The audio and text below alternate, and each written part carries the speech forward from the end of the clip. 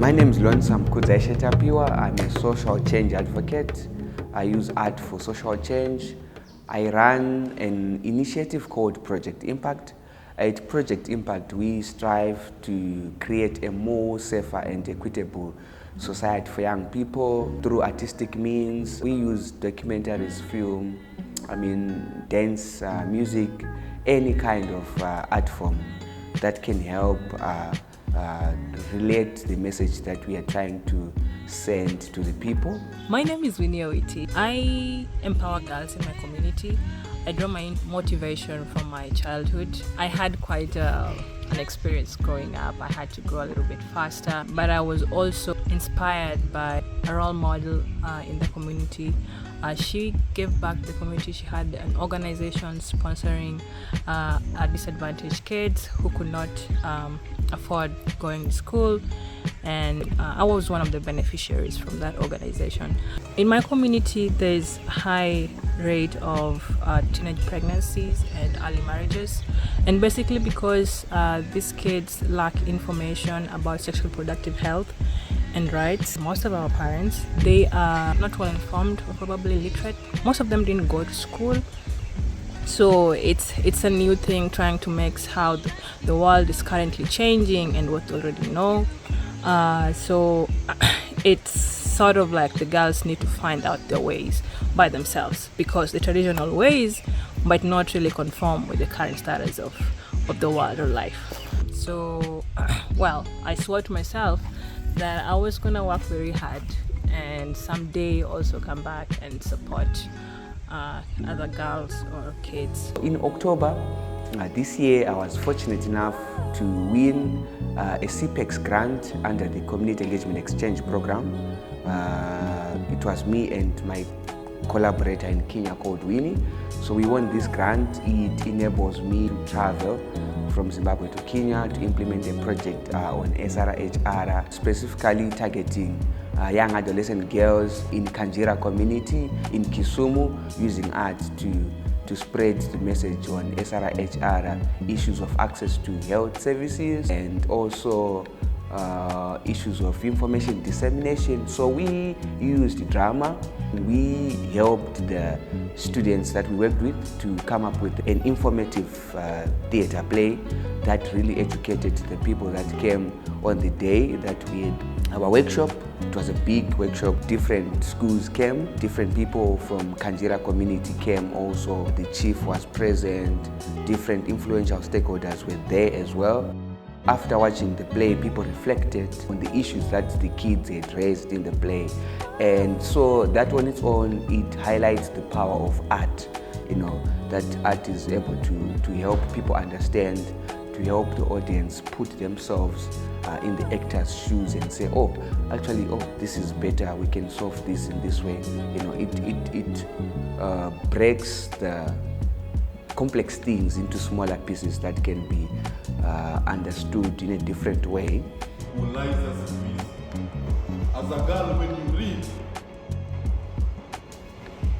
you will help and assist your parents. Sisi wasemaji wanasaidia wazazi. Around 9 girls became pregnant from failure girls, and just a couple of questions.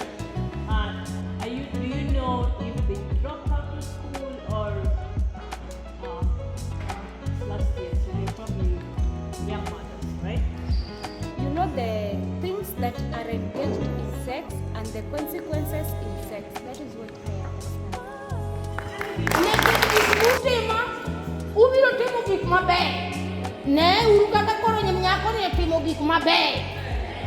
Hallelujah!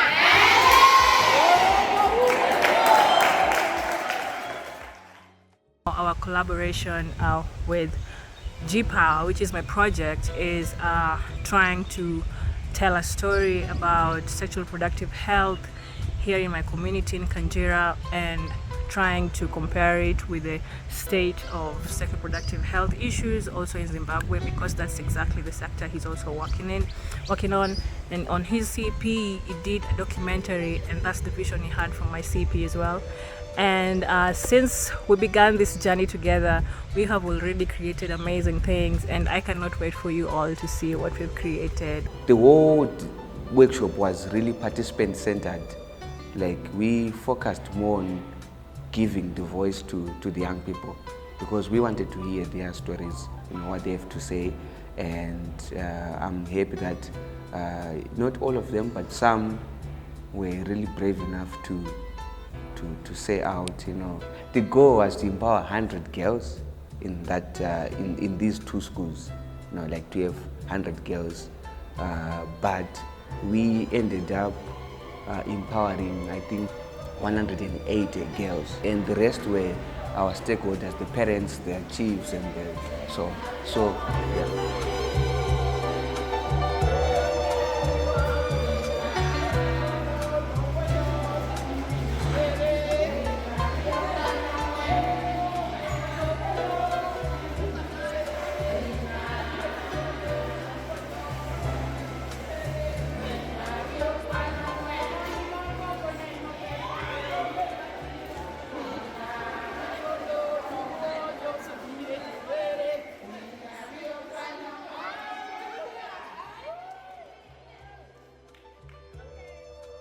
What we did, I think, speaks to sustainability, to say Winnie had already built a foundation on SRHER issues. Then when we were there, the chief spoke about issues of 9-year-olds getting pregnant. If they have the information, but still they're getting pregnant.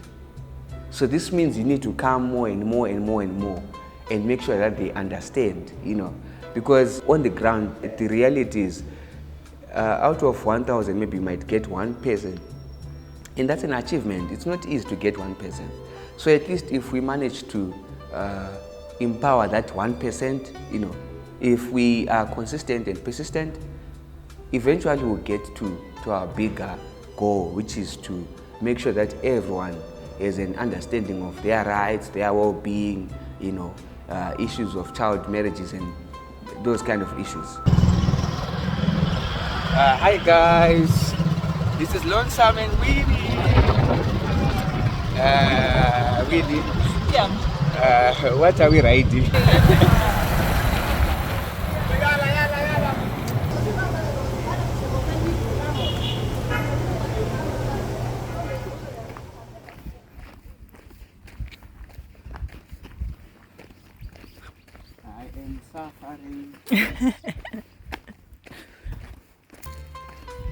Please don't tell Uncle Sam I did this. Why did you tell me that Lake Victoria stretches all the way from Yep. here? Yep, it's all here, the Gulf part of Lake Victoria.